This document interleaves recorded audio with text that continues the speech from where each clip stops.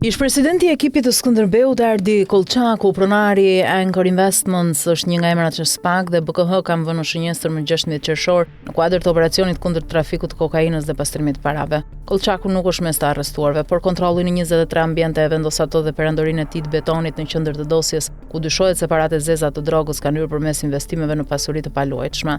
Anchor Investments nuk është thjesht një kompani ndërtimi. Kolçaku zotron 45% të saj, por struktura që ka ndërtuar është ajo që bie në sy.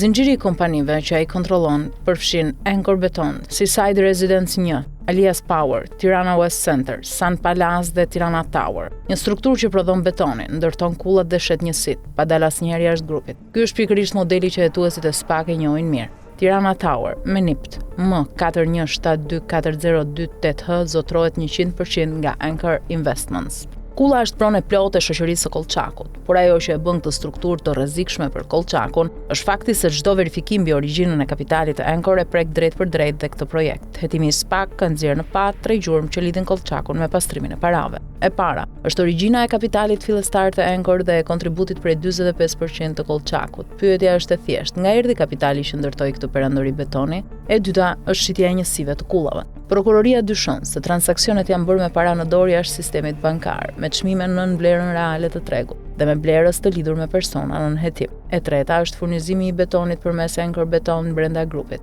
një fluks parash që mbahet i mbyllur nga jashtë. Sipas ekstraktit historik të regjistrit të pronarit përfitues, Ardi Kolçaku regjistrua pronar përfitues për 45% të kullës më 3 qershor 2024. Ashtu si miku i tij Agim Zeqo, Ardi Kolçaku sot nuk është i pandehur, por kontrolli i BKH, zinxhiri vertikal i kompanive të tij dhe modeli i shitjeve të kullave e vendosin atë në qendër të një dosje që kërkon llogari. Pyetja që shtrohet është se sa lart do të shkojë kjo dosje dhe çfarë do të zbulojë për perandorinë e betonit që Kolçaku ka ndërtuar.